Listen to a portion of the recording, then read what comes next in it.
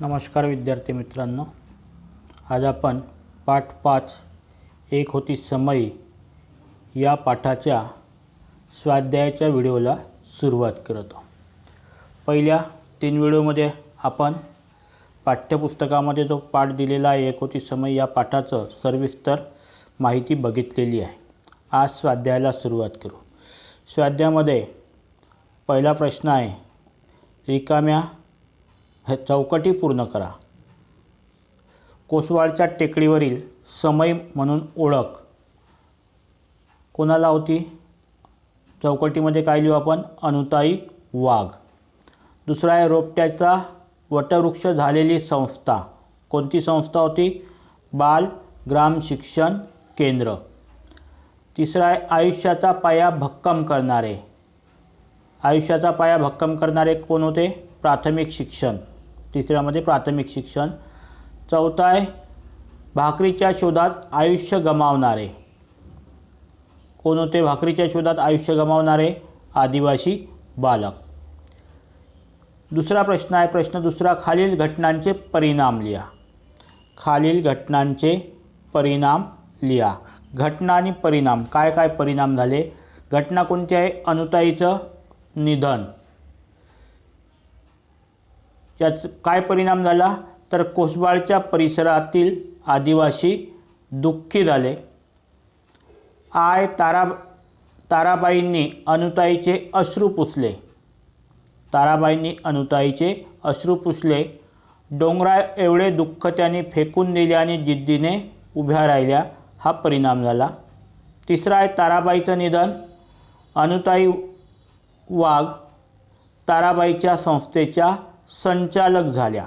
ताराबाईच्या निधनानंतर अनुताई वाघ ताराबाईच्या संस्थेच्या संचालक झाल्या किंवा संचालिका झाल्या। प्रश्न तिसरा आहे, कार्यक्षेत्र लिहा। शिक्षण क्षेत्राव्यतिरिक्त असलेली अनुताईची कार्यक्षेत्रे कोणकोणती होती? बालकल्याण, महिला विकास, अंधश्रद्धा निर्मूलन आणि आरोग्य ही शिक्षण क्षेत्राव्यतिरिक्त असलेली अनुताईची कार्यक्षेत्र आहे। त्यानंतर प्रश्न चौथा, का ते लिहा। शिक्षण क्षेत्रातील कार्यकर्त्यांना कोसबाळच्या टेकडीचं सातत्याने आकर्षण राहिलं। का? तर शिक्षण सर्वांगीण असले पाहिजे, ते एकांगी असता कामा नये, तसेच केवळ चाकोरीबद्ध रीतीने न शिकवता अनेक प्रयोग केले पाहिजेत असा दृष्टिकोन बाळगून अनुताईंनी कार्य केलं। त्यांच्या या कार्याविषयी अनेकांना कुतूहल होतं आणि म्हणून शिक्षण क्षेत्रातील कार्यकर्त्यांना कोसबाळच्या टेकडीचं सातत्याने आकर्षण राहिलेलं आहे। यानंतर दुसरा आहे, अनुताईच्या कामाला प्राथमिक अवस्थेत विरोध झाला। कारण अनुताईच्या कामाला प्राथमिक अवस्थेत विरोध होण्यामागचं कारण काय? तर त्यामागे रूढी, परंपरा, अज्ञान आणि अंधश्रद्धा ही प्रमुख कारणे होती। प्रचंड अज्ञानामुळे लोकांना स्वतंत्र बुद्धीने विचार करता येत नाही, त्यामुळे ते अंधश्रद्धेने ग्रासलेले असतात। त्यांना नवीन सुधारणा नको असतात।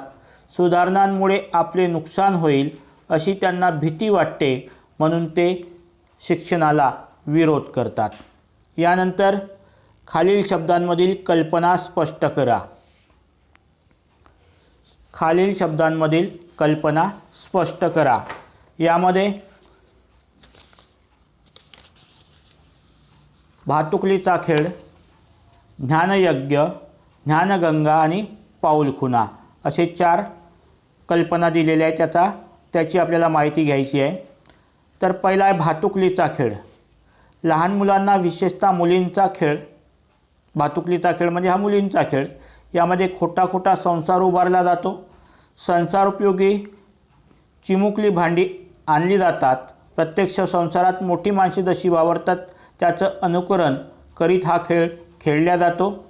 बावलाबावलीचं लग्नसुद्धा या खेळामध्ये लावल्या जाते आणि थोडक्यात भातुकलीचा खेळ म्हणजे खोटा आभासमय असा संसार।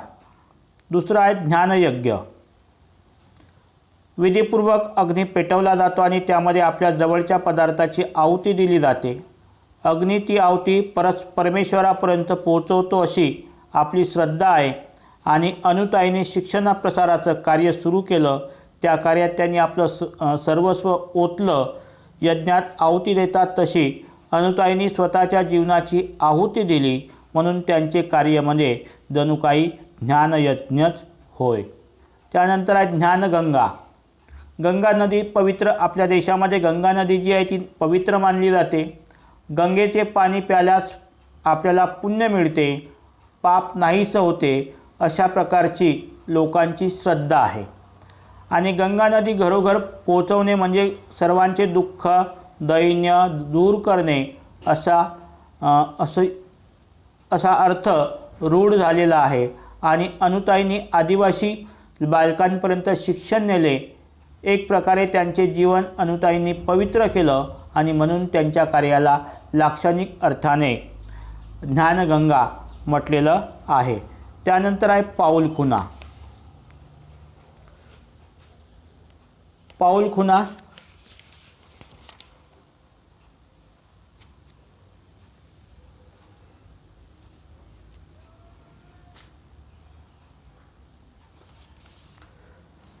हा शब्दाचा शब्दशः अर्थ चालताना वाटेवर निर्माण झालेल्या पावलांच्या खुणा. त्या खुणांवरून कोण चालत गेले हे सांगता येते. अनुताईंनी शिक्षण प्रसाराचा जो मार्ग अवलंबविला होता तो मार्ग आणि त्यांनी काय काय केले ते त्यांचे कार्य या गोष्टी म्हणजे त्यांच्या पाऊलखुणा आहे आणि त्या आपण जपायलासुद्धा पाहिजेत. यानंतर आहे खालील शब्दसमूहांसाठी एक शब्द लिहा. व्रताने स्वतःला बांधणाऱ्या, काय म्हणतो आपण, व्रतस्थ. नेमाने स्वतःला बांधणारा नेमस्थ. गावातील रहिवासी ग्रामस्थ. आणि तिराईताच्या भूमिकेतून बघणारा, त्याला आपण काय म्हणतो, तटस्थ.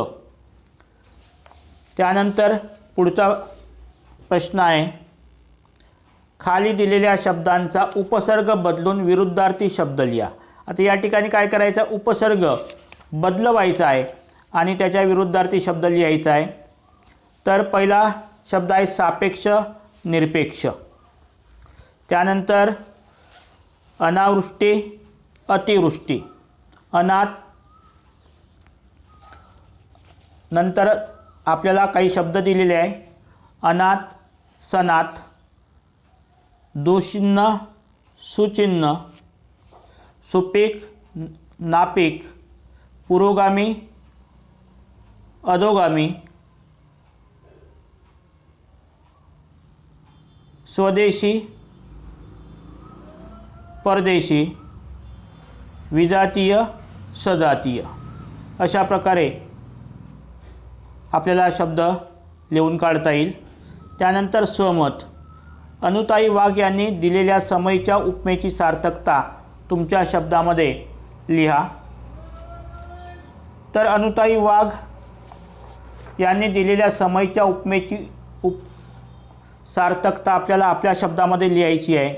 तर समईचा प्रकाश मंद शांत स्निग्ध असतो. तिच्या प्रकाशामध्ये, समईच्या प्रकाशात शांत निवांत वाटते. ती गाभारा उजळून टाकते. त्या शांत प्रकाशात बसावे आणि देवाचे नाव घ्यावे अशी इच्छा होते. तिचा प्रकाश भगभगीत नसतो. भगभगीत प्रकाशात मनाला शांती मिळत नाही. अनुताई वाघांचं व्यक्तिमत्व समईसारखंच होतं. त्यांच्याजवळ डामडोल नव्हता, भपका नव्हता. त्या कडक शिस्तीच्या नव्हत्या. मुलांवर रागावून त्यांना दम देऊन गप्प बसवणाऱ्या नव्हत्या. त्यांना आदिवासी मुलांबद्दल अमाप माया होती. त्यामुळे आदिवासी मुलांना अनुताईच्या सहवासात असताना मायेची ऊब मिळे. अनुताईंचा सहवास त्या मुलांना जणू समईचा प्रकाशच वाटे. अनुताईंना दिलेली समईची उपमा योग्य आहे किंवा यथार्थ आहे असं आपल्याला म्हणता येईल. यानंतर दुसरं आहे, समय हे सातत्याचे, संयमी वृत्तीचे व सामर्थ्याचे प्रतीक आहे. या विधानाबाबत तुमचे मत स्पष्ट करा. समई जी आहे ती देवाजवळ लावली जाते. घरात प्रकाश मिळावा म्हणून अन्य दिवे वापरतात. समई घरामध्ये प्रकाश पडावा म्हणून समई वापरल्या जात नाही, तर देवाजवळ ती लावली जाते आणि घरामध्ये प्रकाश पडावा म्हणून आपण अन्य दिवे लावतो. समई नव्हे देवाजवळची गाभाऱ्यातली समई सतत तेवत राहावी याची आपण काळजीसुद्धा घेतो. म्हणून सतत तेवणारी ती समईमध्ये सातत्य सामावलेले आहे. समई संपूर्ण घर, संपूर्ण माल किंवा संपूर्ण परिसर उजळून टाकण्याची ईर्ष्या बाळगत नाही. ती फक्त देवघर किंवा मंदिरातला गाभारा उजळते, पण उजळते म्हणजे झगझगीत प्रकाश पसरवीत नाही. तिचा मंद प्रकाश डोळ्यांना, मनाला शांत, निवांत करणारा असतो. मर्यादित प्रमाणात राहावे ही तिची वृत्ती जणू असते आणि म्हणून ती संयमी वाटते. समईच्या प्रकाशात असलेला परिसर उच्च उदात्त भावनेने भारलेला असतो. ही भावना माणसाला फार मोठं समाधान देते. असे समाधान देणे हे समईचं सामर्थ्य मानल्या जाते. यानंतर दुसरा प्रश्न आहे, समय हे सातत्याचे. या ठिकाणी आपण बघितला दुसरा प्रश्न. आता या ठिकाणी भाषाभ्यास दिलेला आहे. उपमेय व उपमान यांच्यातील साधर्म्यावर आधारित काही अलंकाराचा